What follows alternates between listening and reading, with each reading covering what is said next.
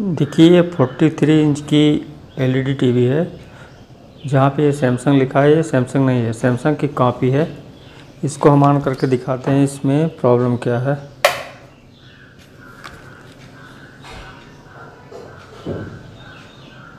अब यहाँ से इसे ऑन करेंगे। देखिए ये एक स्मार्ट टीवी है।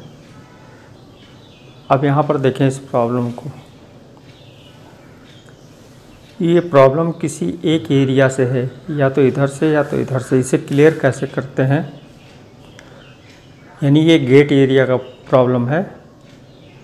अब आप इसको इस तरीके से देखें और आगे हम आपको इस पे बताते हैं कि इसे कैसे टेस्ट आउट करते हैं।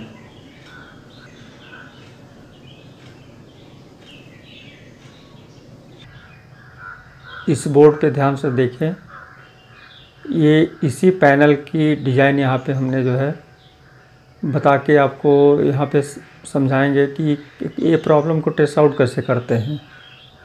किसी के कमेंट भी थे कि यहाँ पे टिकॉन पे यानी सारे वोल्टेज और सिग्नल ओके हैं, और यहाँ पे भी पहुँचने वाले सभी वोल्टेज और सिग्नल पल्स सब ओके हैं, यानी कंप्लीट हमारा यहाँ पे जो है प्रॉब्लम जो वोल्टेज के आते हैं वो यहाँ पे सब ओके पोजीशन है, यानी यहाँ पे कोई प्रॉब्लम नहीं है।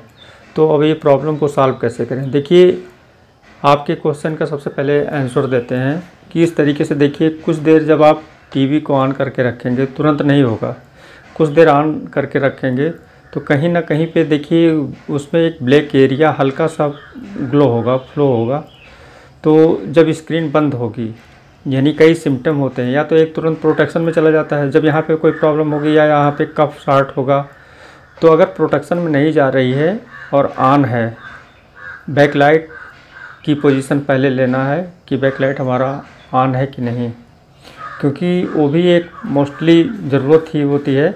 लेकिन उससे पहले आप स्टैंड बाई को देखेंगे कि अगर वो स्टैंड बाई में तुरंत कन्वर्ट हो जा रहा है तो इसका मतलब वो प्रोटेक्ट में चला जा रहा है, यानी प्रोटेक्शन में चला जा रहा है। तो कहीं शॉर्टिंग है, वो इशू अलग है। लेकिन अगर प्रोटेक्शन में नहीं जा रहा है, ऑलरेडी हमारा स्टैंड बाई रिलीज होके सेट ऑन है, और उसके बाद आपको उसके बाद बैकलाइट चेक करना है। बैकलाइट में क्या है कि बैकलाइट हमारा जब यहाँ पे आप ऐसे इसे हल्के हाथ से थपके देंगे तो वहाँ पे आपको स्क्रीन में एक ग्लोइंग दिखाई देगा, तो उससे मालूम होगा कि हमारा ये बैकलाइट ऑन है। अब आगे की प्रोसेस करते हैं। देखिए अगर ये ऑन है और कोई डिस्प्ले नहीं हो रहा है तो सबसे पहले आप हाथ से यहाँ पे नीचे साइड में हाथ लगाते जाएं, जहाँ पे हीटिंग इशू है वहाँ पे रखें और देखें कि किस एरिया में हीटिंग है। अगर इस कॉर्नर पे है तो कॉर्नर पे होने का जो रीज़न है, अब आपके कहने के अनुसार जो प्रॉब्लम आपने बताया उसमें ये देखिए यहाँ पे ये इस टाइप का पैनल है जिसमें हाफ हाफ स्क्रीन बटी हुई है। लेकिन आपको ये देखना होगा पैनल खोल के कि आपके पैनल की पोजीशन क्या है, यानी सिंगल कप पे, डबल कप पे है, ये सोर्स पीसीबी या टिकॉन कैसे कहाँ पे यूज किए गए हैं, उसके अनुसार ही आपको फॉल्ट को टेस्ट आउट करना है। लेकिन ईजिली आप उसमें भी देख सकते हैं कि प्रॉब्लम कहाँ पे है। इस तरीके से अगर हीटिंग इशू यहाँ पे है आपका और 2 कप लगे हैं और एक सोर्स पीसीबी है ऐसे, तो आप उसमें ये देखना होगा कि आपका गेट कप यूज है कि नहीं और किस साइड में कप लगे हुए हैं, यानी वन साइडेड है कि सिंगल साइडेड है। अगर आपका ये हीटिंग इशू उस साइड में है जहाँ पे कप लगे हुए हैं, गेट कप यहाँ पे, तो आपको यहाँ से ये कट करके, यानी यहाँ पे इसकी कटिंग होगी, वो हम आपको पीसीबी पे बताएंगे। या तो आपका मान लीजिए यहाँ से प्रॉब्लम है, तो अगर यहाँ पे कफ लगे हैं तो आपको ग्लास एरिया यहाँ से कट करना होगा यहाँ पे, और कट करने के बाद इस कफ की जो है ये टेस्ट पॉइंट जो है इनके आपको डाटा शीट निकालने होंगे कि कहाँ कहाँ पे कौन कौन से पॉइंट हैं, और उसी पॉइंट को खोज करके आपको जंपर के द्वारा यहाँ से जो है सीधे जो है जंपर लाइन यहाँ पे यानी वायर से जोड़ा जाएगा हर पॉइंट को, यानी सब पे नहीं जोड़ा जाएगा क्योंकि स्टेप बाई स्टेप ये कन्वर्ट होते रहते हैं, यानी इसका इनपुट और इसका आउटपुट, इसका इनपुट इसका आउटपुट होते हुए जो है ये सारे कप में सिग्नल और वोल्टेज जो होते हैं वो ट्रांसफ़र होते हैं। लेकिन आपको क्या करना है कि ये इस एरिया यानी जहाँ हीटिंग है यानी शॉर्टिंग है, तो उस एरिया को आपको यहाँ से कट करके, क्योंकि आप जब यहाँ से ये जो है कोई भी वायर जोड़ेंगे या जंपर जोड़ेंगे तो ये फिर ये जो है प्रॉब्लम करेगा, क्योंकि उधर से जो ट्रैक आ रहा है वो भी शॉर्टिंग है। तो यहाँ पे अब हम आपको पैनल पे बताएंगे कि इसे कट कैसे करते हैं, और कट करने के बाद उसे बहुत सावधानी से कट करना पड़ता है। और इसके लिए आपको ये डाटा शीट में जो कुछ टेस्ट पॉइंट होते हैं उसके बारे में जानना ज़रूरी होता है कि जैसे हमारा BGL हुआ, BGH हुआ, तो इसके कुछ लैंग्वेज होते हैं जो अलग अलग भी हो जाते हैं, वो सबकी आपको एक नॉलेज रखना होगा। जैसे हमारा OE हुआ या और भी जो जितने सिग्नल पॉइंट हैं सबके नाम होते हैं, नाम के अनुसार जो है कई नाम अलग अलग कंपनियों के अलग अलग होते हैं। तो यहाँ पे आप जैसे इसका नाम क्लियर किए तो यहाँ हो सकता है कि इसका कुछ नाम आपको डाटा शीट में अलग मिले, यहाँ पे अलग मिले, लेकिन आपको ये जानकारी होना चाहिए कि जैसे हमारा BGL है या तो BGL को BOF भी कहते हैं, तो यहाँ पे मान लीजिए आपको डाटा शीट BGL मिला, यहाँ पे BOF लिखा हुआ है। तो ऐसे हम आपको जब सारे सिग्नल का और जो नाम है और उनका काम है, जब आप इसे जानेंगे तो बहुत ईजिली तरीके से किसी भी प्रॉब्लम को सॉल्व कर पाएंगे।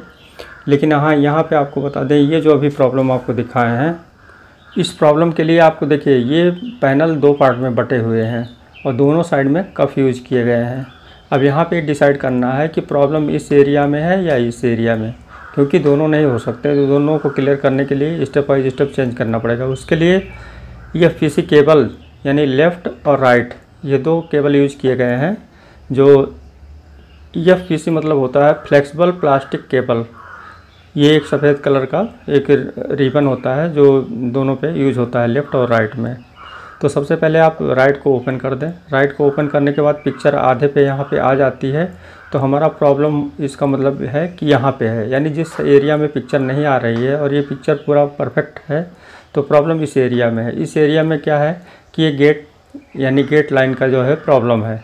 अब गेट लाइन में क्या आपको काम करना है, उसके लिए हम चलते हैं सबसे पहले पैनल पे, और पैनल पे आपको बताते हैं कि ये कैसे कैसे इसको सॉल्व किया जा सकता है।